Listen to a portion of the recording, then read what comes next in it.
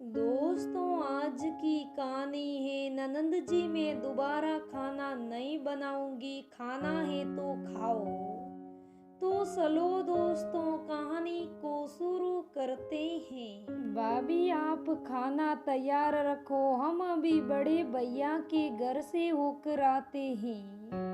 दीदी, खाना तैयार है, खाकर आराम से चले जाना। मैं जब तक सारा काम निपटा लूंगी। क्या भाभी, आपको तो बस अपने काम की पड़ी रहती है। अरे 2-4 दिन देर से काम कर लोगी और नहीं सोगी तो क्या फर्क पड़ेगा। शीला, मधु सही कर रही है, खाना ठंडा हो जाएगा, पहले खाना खा लो। वैसे भी अब टाइम ज्यादा हो रहा है, कल भैया के घर चले जाना। तू भी अब उसकी हाँ में हाँ मत मिला।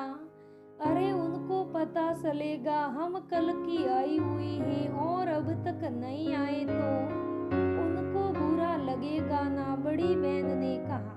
हम अभी गए और अभी आए, यह कहकर दोनों बहनें हंसते हुए चली गई। ये पहली बार नहीं हुआ है मधु दोनों नंदों की। हमेशा से यही आदत है मधु के ननदों की। शाम का आएगी और फिर गप्पे लड़ाती रहेगी। जैसे ही खाने का टाइम हुआ, दोनों बड़े भाइयों से मिलने की कसलती बनेगी। शुरू में तो मधु ने खाना नहीं बनाया। उसने सोचा खाने के समय वह गई है तो खाना खाकर ही आएगी, लेकिन देर रात आने के बाद दोनों ने साफ शब्दों में बोल दिया, मधु खाना तो हम अपनी माँ के साथ ही खाएंगे। हाँ, तुम्हें देर होती है तो सो जाओ, जरा हम बना लिया करेंगे। मधु ने कहा, दीदी सोने की बात नहीं, आपको पता है ना अगले दिन मुझे ऑफिस भी जाना होता है और सभी तैयारियां करनी होती है। बस यही दिक्कत है और कुछ नहीं। अब तो कई सालों से मधु को इन सब बातों की आदत पड़ गई है। सासू माँ नहीं रही, फिर भी ननदों की वही आदत। अरे बड़ी भाभी ने खाने के लिए बहुत जोर दिया, लेकिन हमने कह दिया जीवन हमारा इंतजार कर रहा होगा, इसलिए हम आ गए, वरना खाना दोनों ने बना दिया था। मधु को पता था दोनों बहनें झूठ बोल रही हैं और वह मधु को सुनाने के लिए ये सब बातें कहती हैं। एक दिन मधु शाम के खाने के लिए तैयारी कर रही थी कि उसकी बड़ी ननद आ गई। मधु ने नमस्ते करते हुए कहा, दीदी आपने तो आने की कोई खबर भी नहीं दी। अरे खबर क्या देनी थी, अपना ही तो घर है। चाय नाश्ता देने के बाद मधु ने कहा, खाना भी तैयार है। ये सुनकर वह बोली, खाना तो मैं बड़े भैया के घर से आकर ही खाऊंगी, तुम्हें जल्दी है तो तुम लोग खा लो। ऐसी बात नहीं है दीदी, वो आज मेरा व्रत था ना, तो सोचा पहले बड़ों को खिला दूं, उसके बाद वही। तुझे नियमों का इतना ही चिंता है तो थोड़ी देर रुक जाना, हमें भी तो दुनियादारी निभाने दे। बड़े भैया को पता चला तो बुरा मान जाएंगे कि मैं उनसे मिलने नहीं आई, फिर आकर खाना खाती हूँ। ऐसा कहने के बाद वह रात को 10 बजे वापस आई। मधु जल्दी से खाना डाल दे, बहुत भूख लगी है। बड़ी भाभी तो खाने पर बहुत जोर दे रही थी, पर मैंने कह दिया मधु मेरा इंतजार कर रही है। तूने और जीवन ने तो खाना खा लिया होगा। नहीं दीदी, ये भी आपका ही इंतजार कर रहे थे। यह कहते हुए मधु ने दोनों भाई बहनों को खाना दिया और खुद रोटियां सेकने लगी।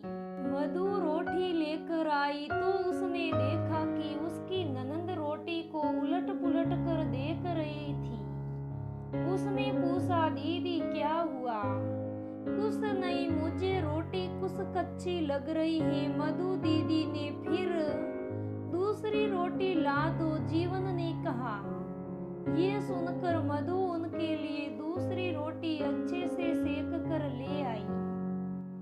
उसे देख कर भी उसकी ननंद बोली, क्या मधु, रोटी नहीं खिलानी तो वैसे ही बोल देती। क्या कच्ची रोटियां लाए जा रही हैं? नहीं नहीं दीदी, रोटी तो अच्छे से सेकी है। जीवन ने भी रोटी देखी तो बोला, दीदी रोटी तो सही है, तो क्या मैं झूठ बोल रही हूँ? अरे ऐसी रोटियां तो हमारे यहाँ जानवरों को भी नहीं दी जाती। मैं तो तुम दोनों की सोच कर वहाँ भी खाना छोड़ आई। बड़ी भाभी कितनी जिद कर रही थी, लेकिन मुझे तुम लोगों की फिक्र रहती है और तुम दोनों हो कि ऐसा कर रहे हो। ना खिलानी हो तो साफ साफ मना दो और बोल दो नहीं खिलानी है। ये सुन मधु के आंसू निकल आए। अपने आप को संभालते हुए वह बोली, कैसी बात कर रही हो दीदी, आप इतनी सी बात को कहां से कहां लेकर जा रही हो। आपको कुछ नहीं कहना हो तो साफ साफ कहो। ये रोटियों का क्या बहाना लगा रही हो? और आप ये बड़े भाई भाभी की बात तो रहने ही दो। इतना तो आपको भी पता है कि वो आप सबकी कितनी परवाह करते हैं। सासू माँ से सब सुन चुकी हूँ उनकी आव भगत के बारे में। इतने सालों से मैं ये सुनती आ रही हूँ कि हमारे लिए सभी भाई बराबर हैं। आपके लिए होंगे, लेकिन उनके लिए आपका क्या महत्व है ये तो आपको भी पता है और मुझे भी। लेकिन मैं अपने मुंह से कुछ कहना नहीं चाहती थी, लेकिन आज आपके व्यवहार ने मुझे कहने पर मजबूर कर दिया। मैंने भी कभी आप लोगों की किसी बात का बुरा नहीं माना, लेकिन आज आपने मेरे आत्मसम्मान को ठेस पहुंचाई है। मेरी इतनी सालों की सेवा को आपने पल भर में मिट्टी में मिला दिया।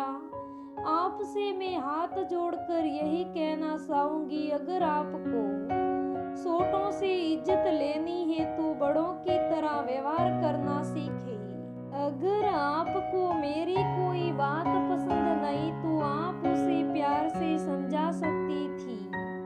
मैं बुरा नहीं मानती, लेकिन काम भी मैं करूं और ताने भी मैं सहूं, ये अब मुझसे नहीं होगा। तेरे सामने मधु इतना बोल रही है और तू चुपचाप सुन रहा है। हम तो तुझ पर इतना मरते हैं और तू हमें घर बिठा कर बेइज्जती करा रहा है।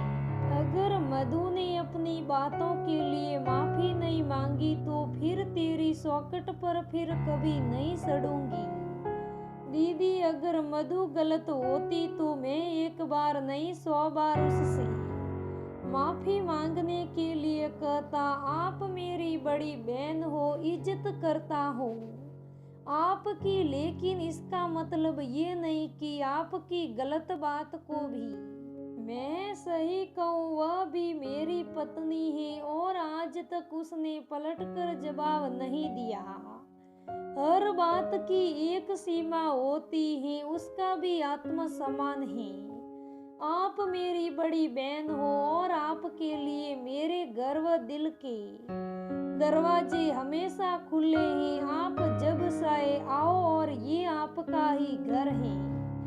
आगे जो आपका विवेक कहता है। जीवन ने दोनों हाथ जोड़ दिए। ये सुन मधु की ननंद कुछ ना बोली और सुबह चुपचाप चली गई। तो दोस्तों, कई बार हमारे बड़े छोटी छोटी बातों का अहम मुद्दा बना रिश्तों की बलि चढ़ा देते हैं। अगर वह थोड़ा विवेक से काम ले तो रिश्तों में दरार आने से बच सकते हैं। दोस्तों, ये आज की ननंद भाभी की कहानी कैसी लगी मुझे कमेंट करके जरूर बताइएगा। अगर कहानी अच्छी लगे तो लाइक करना, शेयर करना, मेरे चैनल को सब्सक्राइब करना